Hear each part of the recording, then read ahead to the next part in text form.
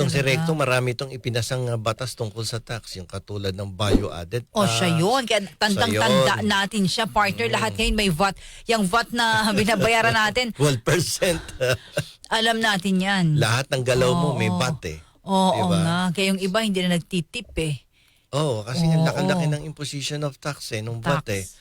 Ito si Recto, mahilig sa tax to eh. Si Oo. Taxman yan eh. Mr. Taxman. Oo, para daw Oo. lumaki yung ano. Kaya nung siya ay nasa kongreso ay naglagay ng rider yan. Oh. At nung siya naman ay na-appoint na finance secretary,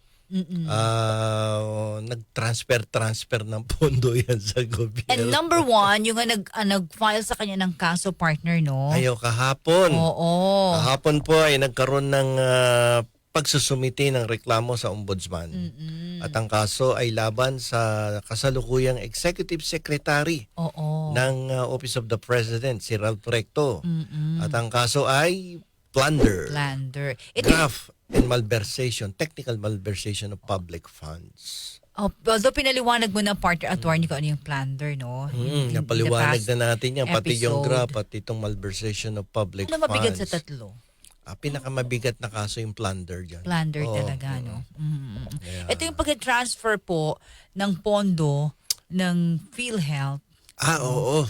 Kasi nung ang usapin na yun nagsimula noong siya ay may kaugnayan pa sa Kongreso. Oo, partner. Nung bago siya ma-appoint na Finance Secretary, siya ay nagpanukala na ang 2024 General Appropriations Act ay singitan ng isang special provision na itinatawag na rider. Oh, yung pala Yung yun. rider na yan ay isang provision sa General Appropriations Act Oo. na sinasabi na ang pondo ng PhilHealth, lalong-lalo na yung mga excess funds nila, ay pwede nang ilagay sa unprogrammed appropriations.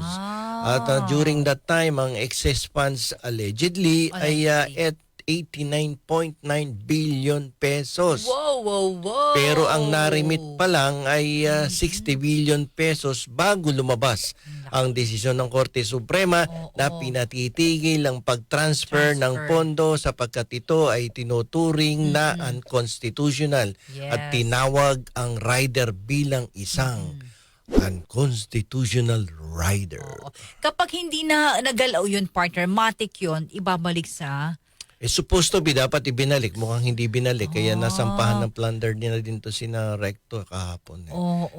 Parang lumalabas gagawa uli ng isang appropriations for 2026 at yung pondong nawala nung nakaraang appropriations ay isosole pero kukuhanin doon sa collection uli ng taxes for this coming year. Hindi talaga technically walang soli talaga. Ano dapat ginawa doon ni Recto? Alam mo, dapat yung during that time, dapat hindi isiningit yung rider or yung special provision na sinasabi ni Recto na pwede nang gamitin ang pondo ng PhilHealth. At ang sabi niya ay ang ginamit niyang approach ay common sense approach.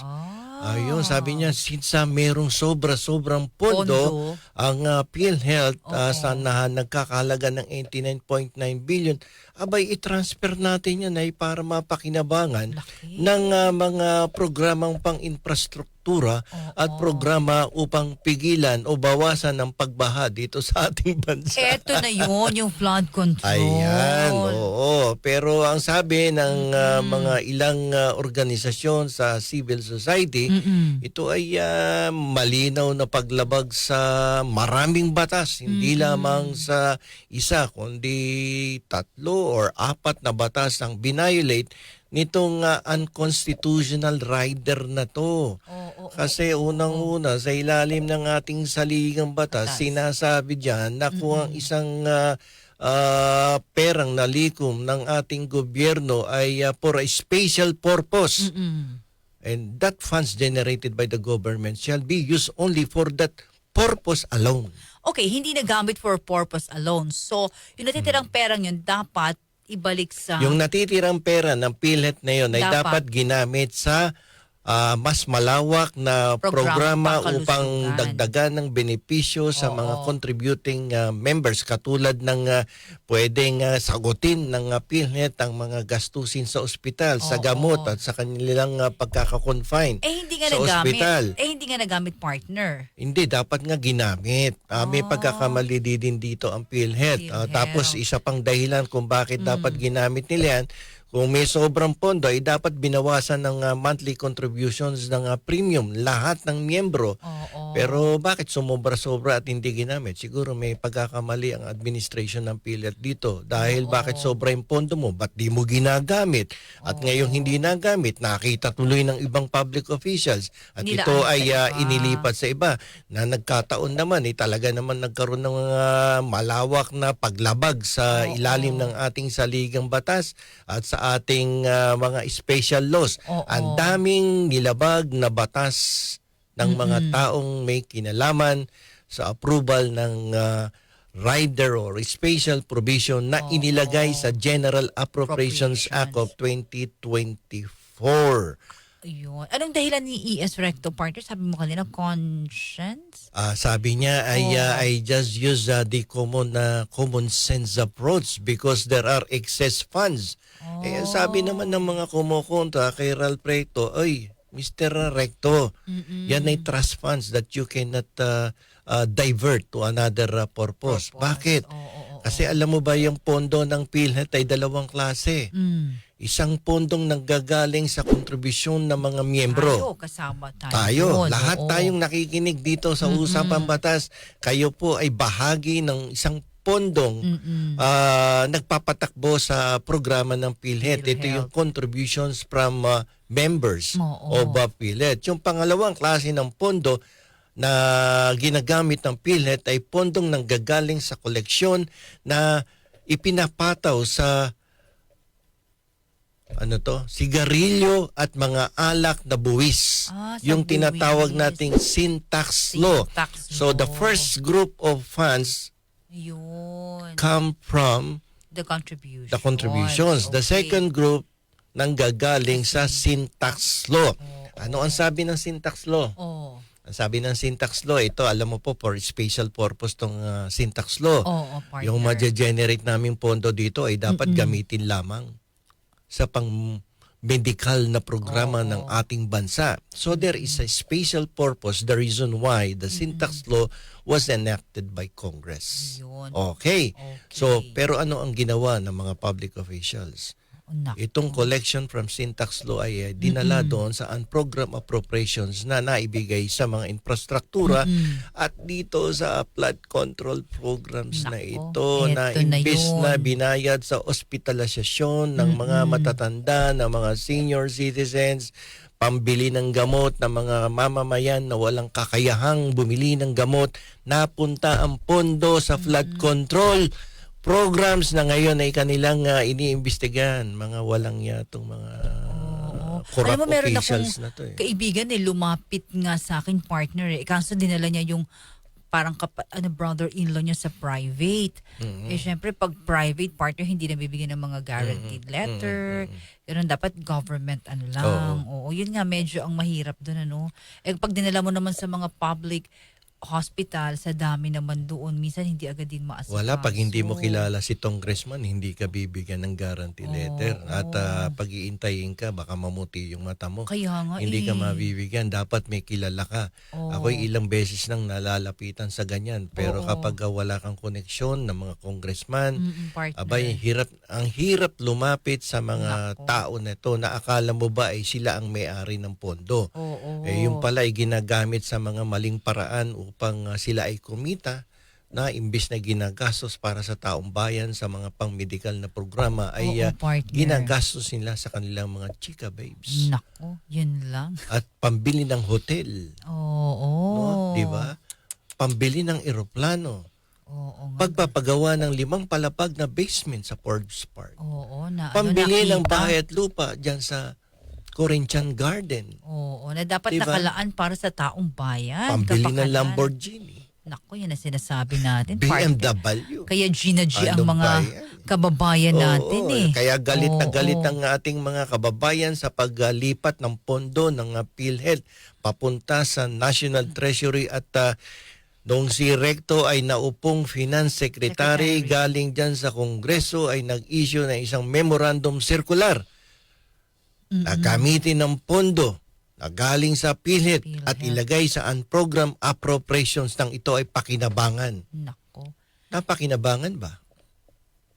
Yun lang, partner. Yung iba, yung mga hindi lang taong bayan, partner, di ba? Ano ang sinabi ng Supreme Court dito Oo. sa kaso na to? Mm-mm. Sabi ng Supreme Court, yung memorandum circular mo, void dyan. Nako. Bakit? Ano ang legal basis ng memorandum circular mo? Oo, sa batas, hindi The yun. unconstitutional rider, the special provision Nako po. na in-insert ninyo sa General Appropriations Act. Mm-mm.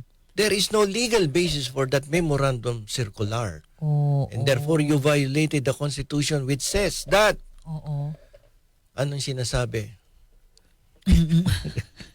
Sige, partner, tuloy mo yan. Every bill passed by Congress shall embrace only one title, sabing ganon.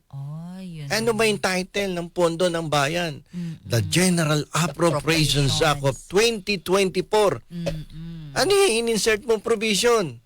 The special provision inserted inside this General Appropriations Act is a provision attempting or which attempted, no? Or which has already amended the Universal Healthcare Act.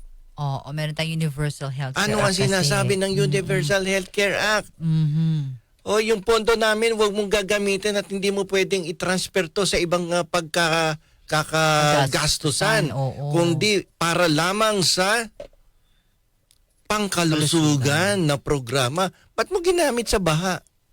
Paano niya ito ngayon lulusutan, partner, na ganyang may grupo, no? Na Definitely that is why this special group or organization has filed a case of for violation of plunder law, violation of anti-graft, violation of the revised penal code, technical malversation. So madaming na-violate na batas dito.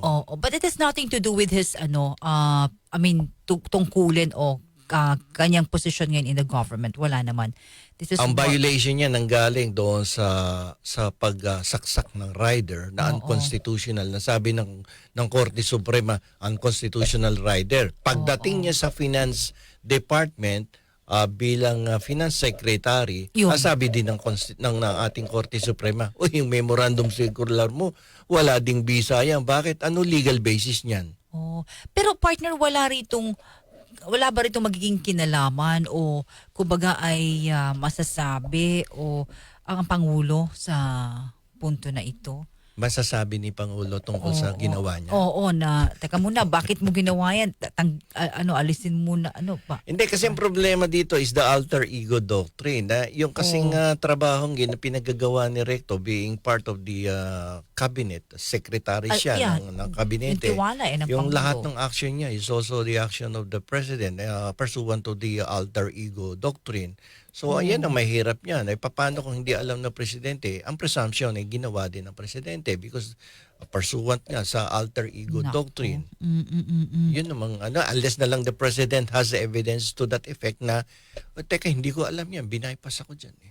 Naku po. Diba? Yun ang mahirap doon. So dapat ang presidente dito ay teka muna, Mr. President, baka silipin mo yung baka nagkamali ka dito, Mr. President, kasi ang mukhang madaming violation ang ginawa nitong tao mo na to dyan sa na-promote mo pang executive secretary. Mukhang sasabi to, sir. Nako. Ay, mukhang maghanap-hanap ka ng bago. Mabigat na partner, plunder to. Executive secretary mo, may plunder case baka naman pwedeng palitan mo na yan. Yun ang sinasabi ko, partner. Attorney Bueno, law and beyond. Learn the law, know your